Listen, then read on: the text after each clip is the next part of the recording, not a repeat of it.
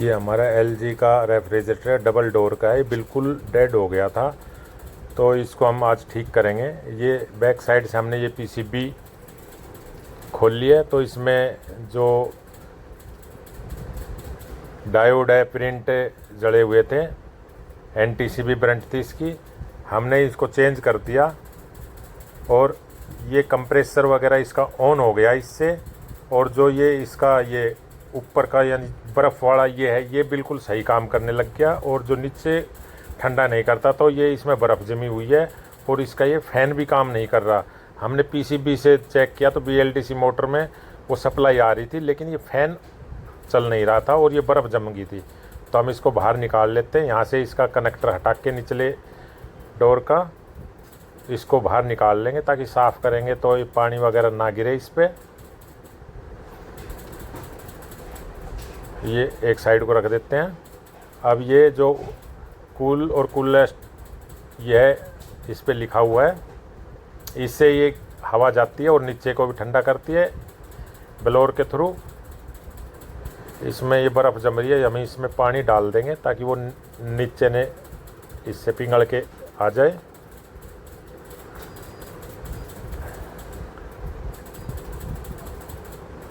अब ये फ़ैन है, लॉक निकाल लिया हमने, ये फ़ैन भी निकाल लिया। अब ये देखो कितनी पले है इसमें ये,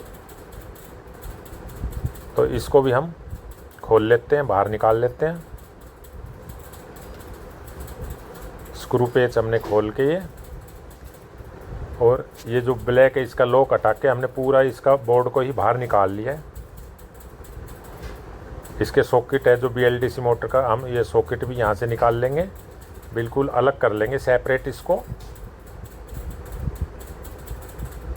ये यहाँ से लॉक निकाल दिया।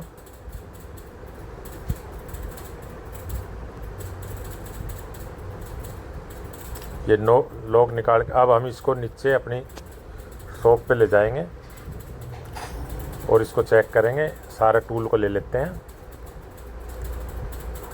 हमने उसको चेक किया तो ये नॉट रिपेयरेबल था, खुल नहीं पाया, तो हमने नया मंगा लिया है। ये जो बीएलडीसी मोटर है ये नई मंगा ली है और ये इसमें फ़िट कर दी है। फिट करने के बाद अब हम इसको वापसी उसमें लगा देंगे और बिल्कुल स्मूथ घूम रही है मोटर भी है।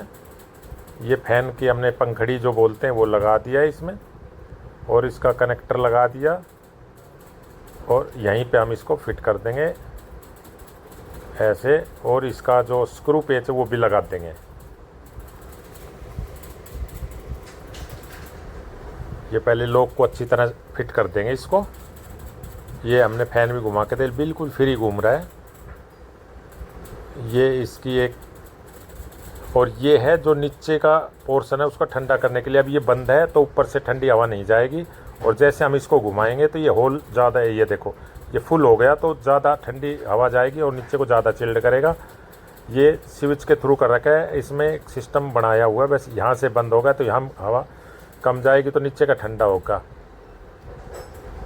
तो इसको भी हम फिट कर देंगे। यहाँ से हम कम या ज़्यादा, वो हवा का प्रेशर कम या ज़्यादा करती है, जो हवा आती है उसको कम बत्ती करते हैं नीचे में, और उसी से ठंडा गर्म या ज़्यादा हो जाता है। तो हम इसको फिट कर देंगे। और ये इसके स्क्रू पेच लगा दिए हैं।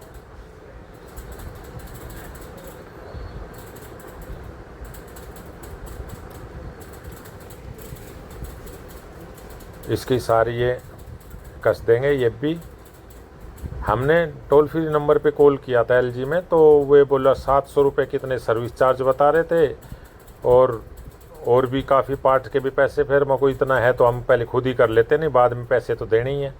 तो हमने ये देखा तो इसके जो पीसीबी थी इसमें एनटीसी वीडीआर जो बोलते हैं, इसके एनटीसी और ब्रिज रेक्टिफायर जड़े हुए थे और फ्यूज़ उड़ा हुआ था, उससे वो प्रिंट भी जड़े हुए थे, हमने वे उसको ज्वाइंट कर दिए। उसके बाद कंप्रेसर चल गया ऊपरला, उसमें बिल्कुल जैसी है ना पीसीबी, इसी की बात कर रहा हूँ मैं, रिपेयर कर दिया था। और जो ऊपर का जो फ्रीजर है उसमें बर्फ़ जमती थी, लेकिन नीचे में नहीं होता था ठंडा। तो उसके लिए फिर हमने ये खोला, जिससे वो फ़ैन ख़राब था, यानी बीएलडीसी मोटर ख़राब थी उसकी। यहाँ से पीसीबी से तो सप्लाई जा रही थी बीएलडीसी में, लेकिन वो चल नहीं रही थी।